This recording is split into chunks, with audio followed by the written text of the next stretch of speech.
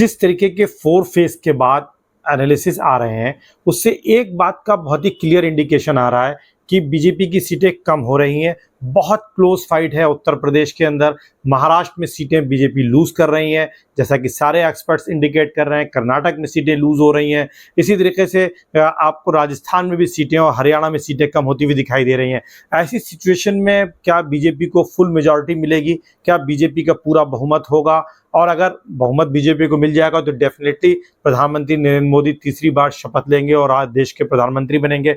लेकिन अगर बीजेपी को अपने आप खुद 272 का आंकड़ा नहीं मिलता है, ऐसी सिचुएशन में एनडीए की अगर सरकार बनने की संभावना बनती है, फिर एनडीए को कहां पर आप देखते हैं? पहली चीज तो ये एक बहुत बड़ा प्रश्न है जो चर्चा की जा रही है, और लोगों का ये मानना है कि एनडीए में जो पार्टियां हैं वो बहुत छोटी छोटी पार्टियां हैं, और कुल मिलाकर के अगर बीजेपी 220-230 के पास आ रही है तो बीजेपी को लगभग 50 सीटों की जरूरत पड़ेगी। और इन 50 सीटों का इंतजाम होगा कहां से?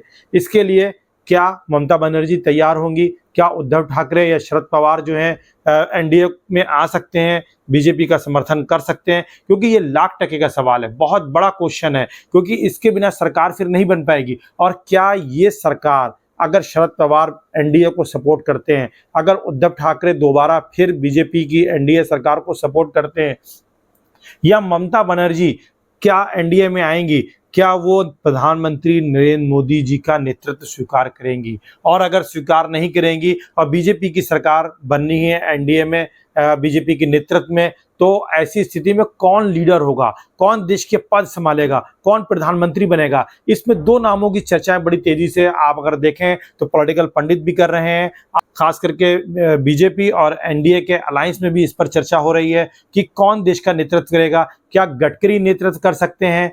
क्या राजनाथ सिंह जो कि देश के रक्षा मंत्री हैं, डिफेंस मिनिस्टर हैं, वो देश का नेतृत्व कर सकते हैं? किसकी संभावना अधिक है? एंड अगर हम गडकरी जी की बात करें तो गडकरी जी को संघ का समर्थन मिल सकता है। राजनाथ संघ के साथ भी संघ के समर्थन में कोई समस्या नहीं है, लेकिन किसकी स्वीकार्यता ज्यादा होगी? अगर हम देखें तो चूंकि राजनाथ सिंह जो है वो अटल बिहारी वाजपेयी सरकार में भी मंत्री रहे हैं, और उनका एक लंबा एक एनडीए में सरकार में भागीदारी रही है, और उनको पूर्व का अनुभव है। और एनडीए के कई सारे अलायंस जो कि इस समय कांग्रेस अलायंस के साथ हैं, वो कभी एनडीए का पार्ट हुआ करते थे, जैसे कि उद्धव ठाकरे की अगर बात की जाए, ममता बनर्जी की बात की जाए, तेलुगु देशम पार्टी की बात की जाए, जगन मोहन रेड्डी भी जो है एनडीए का हिस्सा बन सकते हैं, समर्थन दे सकते हैं। लेकिन क्या वो प्रधानमंत्री नरेंद्र मोदी के लिए तैयार होंगे या राजनाथ सिंह के लिए? और सभी जो समीक्षक हैं, जो पॉलिटिकल एक्सपर्ट्स हैं,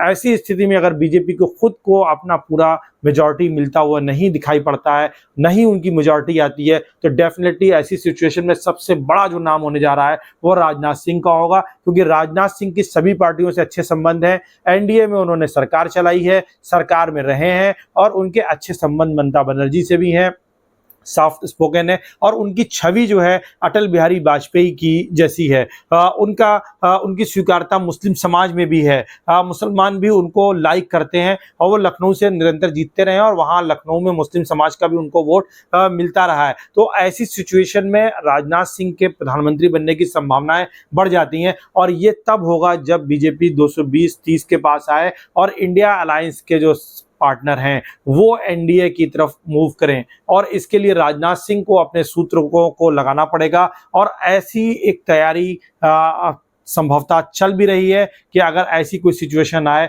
जिसमें प्लान बी को एक्टिवेट करना हो, तो देश का नेतृत्व कौन करेगा? राजनाथ सिंह के लिए प्रधानमंत्री नरेंद्र मोदी और गृह मंत्री अमित शाह जी भी तैयार हो सकते हैं। हालांकि गडकरी के साथ उनके संबंधों को लेकर के कई बार सोशल मीडिया पर आप देखें, प्रेस में देखें, चर्चाएं की जाती हैं। ऐसा माना जाता रहा है कि दोनों के बीच में एक अच्छा संवाद नहीं है। लेकिन राजनाथ सिंह के साथ अगर देखा जाए तो पिछले 1-2 महीने की जो ट्यूनिंग देखी जाए, जिस तरीके से उभर करके आई है, वो ये इस बात का इंडिकेशन है कि प्लान बी में देश का नेतृत्व जो है राजनाथ सिंह कर सकते हैं।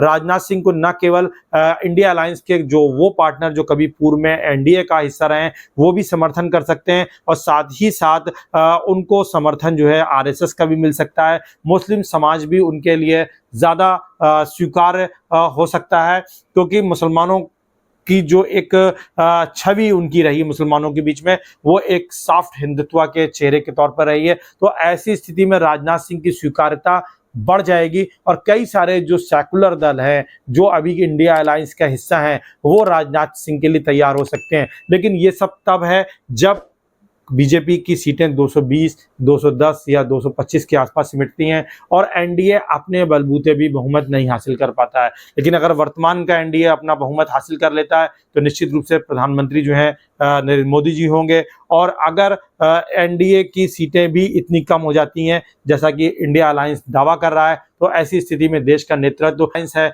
उसका नेतृत्व कांग्रेस के साथ जा सकता है। राहुल गांधी देश के प्रधानमंत्री बन सकते हैं। हालांकि जो स्विंग स्टेट्स हैं वहां बहुत क्लोज फाइट है।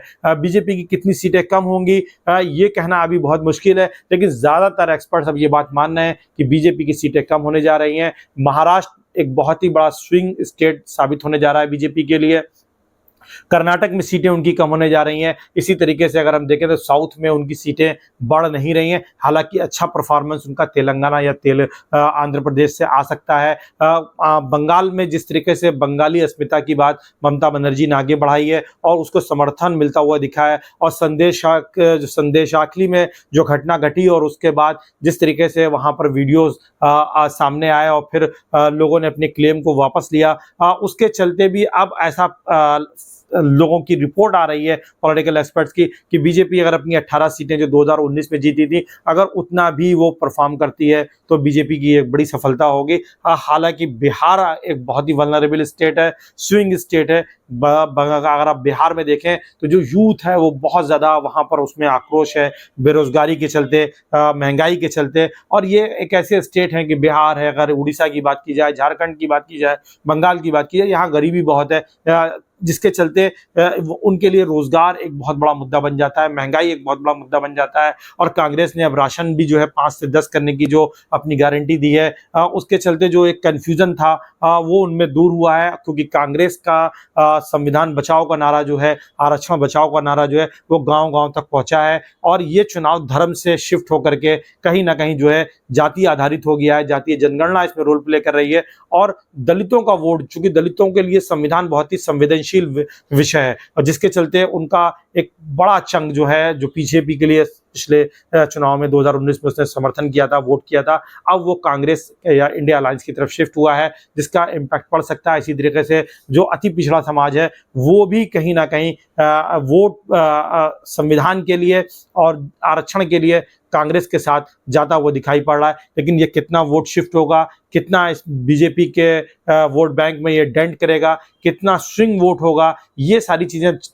जून में 4 जून को ही स्पष्ट होंगी। लेकिन एक बात निश्चित है कि ये चुनाव 2019 का चुनाव नहीं है, और अगर ऐसी स्थिति में इंडिया अलायंस की परफॉर्मेंस अच्छी आती है, बीजेपी फुल मेजॉरिटी अपने आप नहीं ला पाती है, या एनडीए की खुद की सीटें 272 के जादुई आंकड़े को नहीं पहुंचती हैं, तो निश्चित रूप से ऐसी स्थिति में सरकार बनाने के लिए इंडिया अलायंस के पार्टनर्स को तलाशना होगा। उसमें वो रोल लोग ज्यादा प्ले कर सकते हैं जो कभी एनडीए का हिस्सा रहे हैं। इसमें शिवसेना, शरद पवार की एनसीपी और ममता बनर्जी का जो तृणमूल कांग्रेस है वो रोल प्ले कर सकता है। और ये प्रधानमंत्री नरेंद्र मोदी के लिए, उनके नेतृत्व के लिए स्वीकार करेंगे, ये एक बहुत बड़ा सवाल है। ऐसी स्थिति में राजनाथ सिंह की संभावनाएं काफी ज्यादा बढ़ जाती हैं। आपको ये एनालिसिस कैसा लगा, आप कमेंट और शेयर के माध्यम से हमें जरूर बताएं।